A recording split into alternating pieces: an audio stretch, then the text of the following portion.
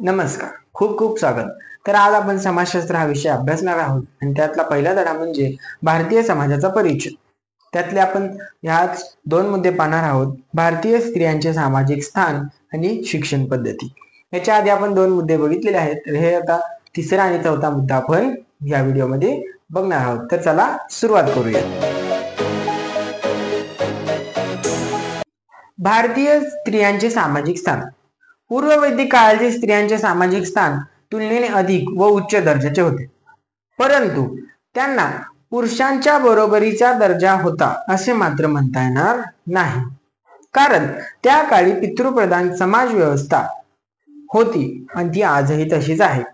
म्हणजेच मुलगी लग्न केल्यानंतर मुलाच्या घरी जाते आणि मुलाचा वंश वाढवत असते. म्हणजेच पितृप्रधान असणे म्हणजे पितृप्रधान समाज व्यवस्था ही आजही तशीच आहे. पूर्व वैदिक काळातील स्त्रियांना वेदांचे शिक्षण घेण्याची मुभा होती आणि यांना गुरुगृही राहून शिक्षण घेता येत असे. म्हणजेच शिक्षण घेण्याची त्या काळात मुभा होती आणि ते वेदांचे शिक्षण असायचे. पूर्वीच्या काळी असे धर्मातील ग्रंथातील असे शिक्षण असायचे आणि ते गुरुगृही जाऊन घ्यावं लागत असत. ऋग्वेदामध्ये 2 विद्या प्राप्त केलेल्या स्त्रियांना अत्यंत मानाचे स्थान होते. ऋग्वेदामधल्या स्त्रियांचं जर शिक्षण घेतलं त्यांनी तर त्यांना अत्यंत मानाचे स्थान होते, उच्च स्थान होते. त्याचं कारण म्हणजे स्त्रियांचे 2 प्रकार ऋग्वेदात सांगितलेले आहेत.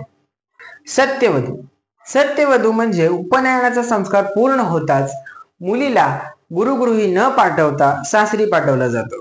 म्हणजेच की आपण जर प्राथमिक शिक्षण दिलेलं तर शाळेत न पाठवता आपण त्यांचं लग्न करून त्यांना आपल्या सासरी पाठवलं जातं. दुसरं म्हणजे ब्रह्मवाहिनी म्हणजे उपनयनाचा संस्कार प्राप्त झाल्यानंतर वेदांचे शिक्षण घेऊन वेद विद्युत पारंगत झालेल्या स्त्रिया त्या आजन्म अविवाहित राहून अध्ययन आणि अध्यापन करत असतात. म्हणजे ते ग्रंथ वाचतात, गुरुगृही राहून सेवा करतात आणि त्या ग्रंथाचे अध्यापन करत असतात आणि त्या आजन्म म्हणजे पूर्ण जन्मभर आयुष्यभर ते अविवाहित राहतात. नंतर मात्र स्त्रियांचे शिक्षण फक्त धार्मिक स्थाने आणि कविता यांच्या पुरते मर्यादित झाले. वेद आणि उपनिषदांचे ज्ञान प्राप्त केलेल्या स्त्रियांमध्ये आपाला, घोषा, लोकामुद्रा, गार्गी, मैत्री अशा काही पंडित विशेष नावाजल्या होत्या आणि तत्कालीन समाजामध्ये स्त्रियांची भूमिका समाजामध्ये सहभागी असते.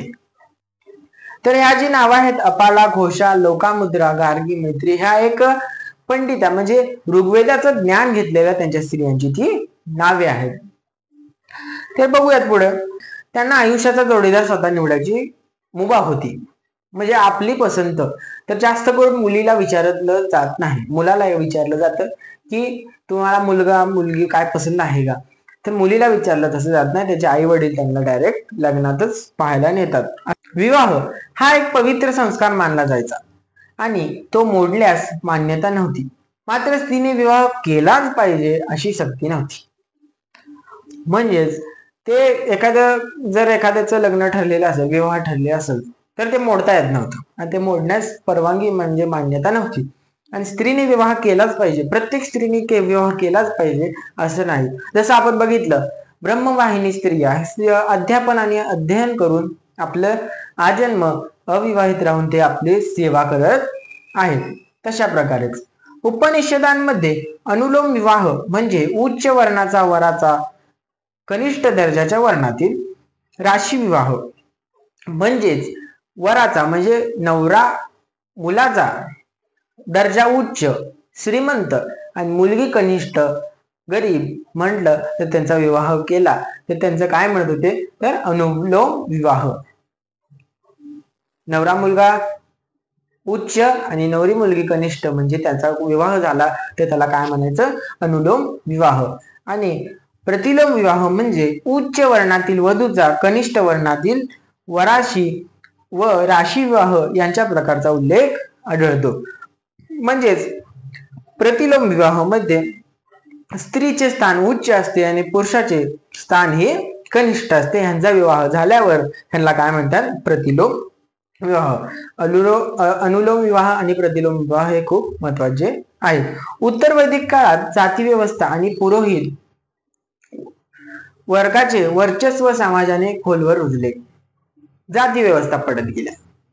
तर आपण जसं बघितलं पूर्व काळात स्त्रियाचे स्थान चांगले होते, पण उत्तर वैदिक काळात हे खाली खाली घसरत गेले. म्हणलं तर जाती व्यवस्था आणि पुरोहित वर्गाचा वर्चस्व समाजाने खोलवर रुजला. काळाबरोबरच जाती जातीमधील भेद अत्यंत कडक होत जाते आणि व्यवस्थेतील विषमता वाढत गेली. म्हणजेच म्हणल्यासारखं आपण जर जाती जातीत कडक झालेले, जसं की आपण बघितलं ज्याची व्यवसाय त्याची जात, तसं जाती जातीत उच्च नीच जात होत गेले, तसं कडक होत गेले आणि विषम समविषम हे असं होत गेले. या घडामोडींमध्ये स्त्रियांचा दर्जा अधिकच खालवता गेला. म्हणजे या सगळ्या जातीमधील धर्मामधील भांडणामुळे स्त्रियांकडे दुर्लक्ष झालं आणि स्त्रिया ह्या खालवत गेल्या.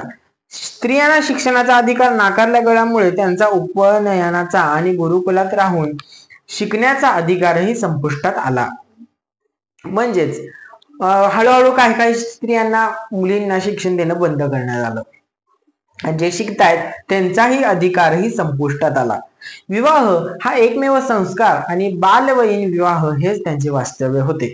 इथून बालविवाहाची सुरुवात झाली आणि विवाह एकमेव हाच. मुलीचं काय करायचं, विवाह करून पाठवून द्यायचं, विवाह करून पाठवून द्यायचं, अशी लोकांची विचारधारणा होत गेली. पूर्व वैदिक काळात सामाजिक व कायदेशीर हक्कांच्या दृष्टीने स्त्रियांचे स्थान उत्तर वैदिक काळाशी तुलना केली असता तर मानाचे होते. सुरुवातीला ते मानाचे होते, परंतु तेव्हाही पुरुषांच्या बरोबरीचे नव्हतेच. संपत्तीवर अधिकार नव्हता. उत्तर वैदिक काळात स्त्रियांचा सामाजिक दर्जा घसरत गेला. म्हटलं तर आता कसं मुलीला 50% आरक्षण आहे, 50% संपत्ती हे आता आहे, पण त्या काळी त्यांना संपत्तीवर हक्क नव्हता, त्यांना शिकण्यावर हक्क नव्हता. त्यामुळे त्यांचा दर्जा काय करला, उत्तर वैदिक काळात घसरत गेला. स्त्रिया फक्त घरगुती कर्तव्याशी बांधल्या गेल्या आणि त्या सामाजिक संपामधून त्यांनी सहभागी होणे नाकारण्यात आले. तर फक्त स्त्रिया घरातलं काम करण्यासाठीच आहेत असं लोकांना मानायला लागले आणि त्यांची अशी विचार होत गेले. तर स्त्रियांच्या कुटुंबातील दर्जा गौण ठरला व कुटुंब पद्धती पितृप्रधान असणे ही संपत्तीचा आणि वंशवळीचा वारसा हा पित्याकडून पुत्राकडे जाणे ही पूर्वापार प्रथा आणखी खोलवर रुजली. जसं की अजूनपर्यंत ती प्रथा आहे. पितृप्रधान असणे म्हणजे संपत्ती कुणाला जाणार, वंशवळीला जाणार. पित्याकडून पुत्राकडे जाणे म्हणजे काय, पितृप्रधान असणे. स्त्रियांनी जन्मापासून विवाहापर्यंत पित्याच्या, विवाहापासून पतीच्या आणि मृत्यू जर पतीचा झाला आणि पतीच्या मृत्यूनंतर पुत्राच्या आज्ञात राहावे लागायचे असा दंड घातला गेला. तर जर मुलगी जन्माला आली तर मुलगीचं विवाह लग्न होईपर्यंत तिला त्या पित्याच्या आज्ञेत राहावं लागत होतं. हेच करायचं तेच करायचं नाही असं. आणि लग्न झाल्यानंतर पतीच्या धाकात पतीच्या आज्ञेत राहावं लागायचं आणि पतीचा जर मृत्यू झालाच तर मुलाच्या आज्ञेत राहावं लागत होतं. असा त्यांना दंड घातण्यात गेला. आणि मुलीचा जन्म ही घटना अवंचित मानली जाऊ लागली. तसेच हुंडा पद्धती सुरू झाल्याचे दिसते. म्हणजे हुंडा पद्धती म्हणजे काय, लग्न केल्यावर मुलीच्या घरच्यांकडनं पैसे घेणे म्हणजे हुंडा. जैन धर्म धार्मिक संमतीच्या तत्वावर आधारलेले असल्यामुळे त्यांचे सर्व जीवांची हक्क गृहीत धरलेले आहेत. म्हणजे जैन धर्मात काय म्हणतात की प्रत्येक जीवाचा आपला आपला तो हक्क आहे, या धर्मात मान्य केलेले आहे. मात्र दिगंबर आणि श्वेतांबर पंथामधील मुनी आणि साध्वी यांच्या संदर्भात विचार करता स्त्री पुरुषांच्या आध्यात्मिक अधिकारास फरक पडायचे आढळते. श्वेतांबर पंथामध्ये अनेक आदरणीय स्त्रियांची कामगिरी दाखल केलेली आहे. जैन धर्मातील 16 सती या स्त्रियांमधील आदर्शवत मानलेले आहेत. तर जैन धर्मामध्ये स्त्रियांना अत्यंत मानाचे स्थान होते. आपण जीव आहे तर त्याला हक्क पण आहे अशी त्यांची विचारधारणा होती. आणि श्वेतांबर यांचे आदरणीय स्त्रिया आणि जैन धर्मातील 16 सती या आदर्शवत मानलेल्या गेलेल्या आहेत. त्यामधील 4 हिंदू आहेत, हे लक्षात येते. तर आपण बघितलं आहे भारतीय स्त्रियांचे सामाजिक स्थान, हे आपण बघितलेलं आहे. तर आपण ह्याच्यानंतर बघूया शिक्षण पद्धती. तर आता आपण शिक्षण पद्धती बघणार आहोत. तर चला सुरू करूया. वैदिक साहित्य हे संस्कृत मध्ये होते, मात्र संस्कृत एक लोकभाषा नव्हती. यजुर्वेदामध्ये स्त्रियांसह सर्व वर्गातील व्यक्तींना शिक्षणाचा हक्क मान्य केलेला आहे. अथर्ववेदामध्ये प्रत्येक व्यक्तीला शिक्षणाचा हक्क असल्याचे म्हटले आहे. तर वैदिक साहित्य म्हणजे आपल्या जवळजवळ 50 ते 60% ग्रंथ हे संस्कृत मधले आहेत आणि संस्कृत ही पहिली भाषा आहे, पण ती लोकभाषा नव्हती. लोकभाषा म्हणजे सर्वांना माहीत नसणारी नव्हती. यजुर्वेदामध्ये स्त्रियांसह सर्व वर्गातील व्यक्तींना शिक्षणाचा हक्क मान्य केलेला आहे. तर आपले 4 वेद आहेत. 4 वेद म्हणजे कोणते वेद? सामवेद, यजुर्वेद, अथर्ववेद, ऋग्वेद, हे 4 वेद आपले आहेत. तर अथर्ववेदामध्ये प्रत्येक व्यक्तीला शिक्षणाचा हक्क असल्याचे म्हटले आहे. वैदिक शिक्षणासाठी गुरुकुलात प्रवेश करण्यापूर्वी ब्राह्मण, क्षत्रिय आणि वैश्य या 3 वर्णातील विद्यार्थ्यांवर उपनयनाचा संस्कार होणे आवश्यक आहे. जोपर्यंत त्यांचे वास्तव्य गुरुकुळी असे तोपर्यंत त्यांना ब्रह्मचर्याचे पालन करावे लागते. तर ब्राह्मण, क्षत्रिय, वैश्य आणि शूद्र हे आपण 4 वर्ण व्यवस्था बघितलेल्या आहेत. तर ब्राह्मण, क्षत्रिय आणि वैश्य यांना उपनयनाचा संस्कार होणं महत्वाचं आहे. तर जोपर्यंत त्यांचे वास्तव्य गुरुगृही असे तोपर्यंत त्यांना ब्रह्मचर्याचे पालन करावे लागते. मौखिक पठणाच्या पद्धतीने विद्यार्थी वेदांमधील ज्ञान मुखदर्गत करत असत. मौखिक पठणाच्या या पद्धतीत शुद्ध आणि स्पष्ट उच्चारणावर पूर्णपणे भर दिलेला आहे. म्हणजे शिक्षण म्हटलं तर त्यात सर्व शिकण्याला बोलणं, चालणं, वाचणं, लिहिणं, पठण करणं. अभ्यासकांच्या मध्ये वैदिक काळात लेखन कला माहीत नव्हती. अभ्यासकांच्या मध्ये म्हणजे तेव्हा लिहिता येत होतं का नाही, तर शक्यतो लेखन कला ही येत नव्हती असं त्यांचं मत आहे. सत्यावर आधारलेले आचरण, विहित कर्तव्याचे पालन, गुरु आणि माता यांच्या प्रतिष्ठा, अतिथी सेवा, श्रद्धा यांच्या गुणांना महत्व होते. तर सत्यावर आधारलेलं, जे सत्य झालेले तेच फक्त तेवढंच ज्ञान देणं, आणि गुरुचं आणि माता यांची प्रतिष्ठा, अतिथी सेवा म्हणजे पाहुण्यांचं सेवा करणे, गुरूंचा, आई वडिलांचा आदर करणे, ह्या गोष्टीवर श्रद्धा ठेवणे, अंधश्रद्धा नाही ठेवणे, असं त्यांचं शिक्षण होतं आणि याला महत्व होते. क्षत्रिय प्रशासन आणि युद्धनीतीचे शिक्षण घेत. तर ब्राह्मण लोक काय करत, तर अतिथी शिक्षक, शिक्षण, विद्या देणं असं ब्राह्मण लोकांचं काम असतं. तर क्षत्रियचं काय असतं, तर युद्धनीतीचे शिक्षण घेत. आणि वैश्य लोक उद्योग आणि व्यवसायात उपयोगी घेत असलेले शिक्षण. तर ब्राह्मण लोक वेद, शिक्षक, अध्ययन, अध्यापन ह्याचं शिक्षण घेत होते. क्षत्रिय युद्ध, प्रशासन याचं शिक्षण घेत होते. आणि वैश्य उद्योग आणि व्यवसायात उपयोगी घेत असलेले शिक्षण. शूद्र शेती आणि पशुपालनाचे शिक्षण घेत. आणि ब्राह्मण बहुधा 4 वेदांचा प्रभुत्व मिळवणे पर्यंत गुरुगृहीत राहत असत. ब्रह्मत्वाचे ज्ञान प्राप्त झालेले म्हणून ब्राह्मण असे म्हणतात. म्हणजे सर्व ज्ञान प्राप्त झाल्यानंतर त्यांना सर्व ज्ञान प्राप्त करायला जास्तीत जास्त दिवस तिथं राहावं लागतं, आणि सर्व ज्ञान प्राप्त झाल्यानंतर त्यांना ब्राह्मण असे म्हणतात.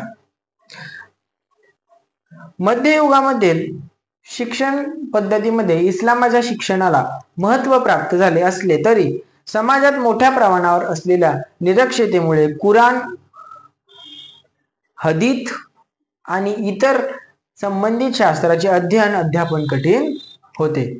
तर इस्लामाचं शिक्षण त्यावेळी सत्ता कोणाची होती तर इस्लामाची होती. इस्लामाचे शिक्षण म्हणजे कुराण, हदीस व इतर शास्त्राचे अध्ययन अध्यापन.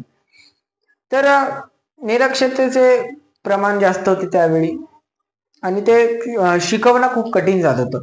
पैगंबर मोहम्मद यांनी इस्लामाच्या सर्व अनुयायी ज्ञान मिळवायला पूर्वीच्या शिक्षण पद्धतीमधील कडक शिस्त,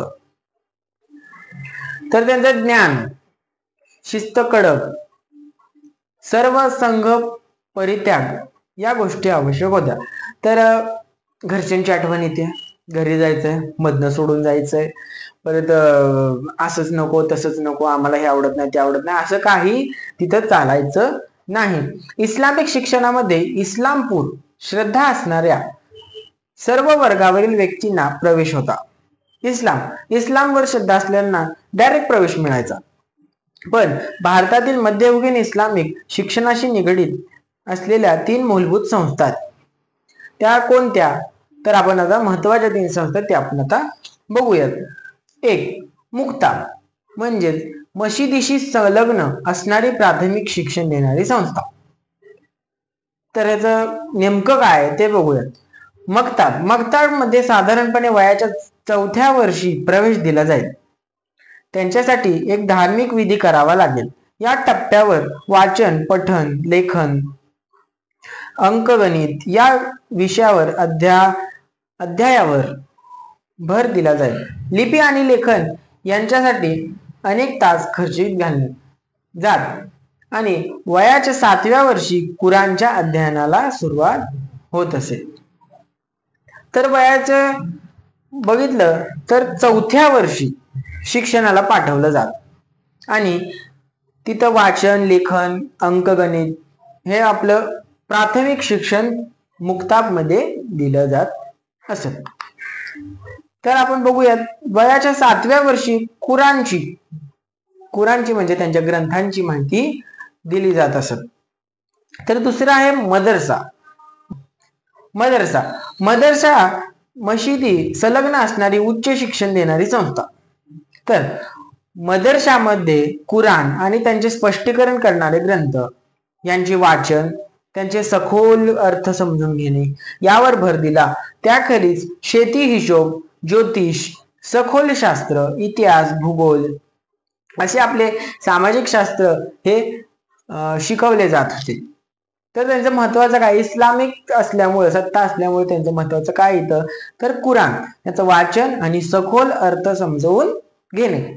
आणि त्याच्यानंतर हिशोब, ज्योतिष, सखोल शास्त्र, इतिहास, भूगोल, गणित, इस्लाम मधील कायदे कानून आणि न्याय व्यवस्था तसेच प्रशासन यांसारखे व्यवहाराविषयी शिकवले जातात.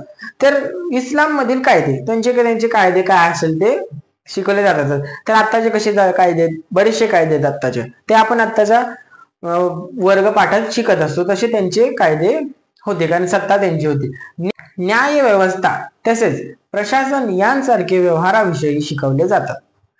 सुप्रसिद्ध विद्वान अबुल फजल याने नमूद केल्यानुसार अकबर पातशाह याने मदरशांमध्ये शिकण्यास येणारा हिंदू विद्यार्थ्यांसाठी संस्कृत भाषा व उपनिषदांसारखे ग्रंथ यांच्या अध्ययनाने तजवीज केली होती. तर इस्लामी मशीदमध्ये शिकायला हिंदूही जात होते आणि त्यांच्यासाठी त्यांनी कोणी तर अकबर बादशाह यांनी अशी सोय केली होती की त्यांना संस्कृत भाषेत शिक्षण घेता आलं पाहिजे. तर ग्रंथ यांच्या अध्ययनाने तजवीज केली होती. विद्यार्थी त्यांच्या आवडीनुसार आणि आयुष्यातील ध्येयानुसार विषयांची निवड करू शकत होते.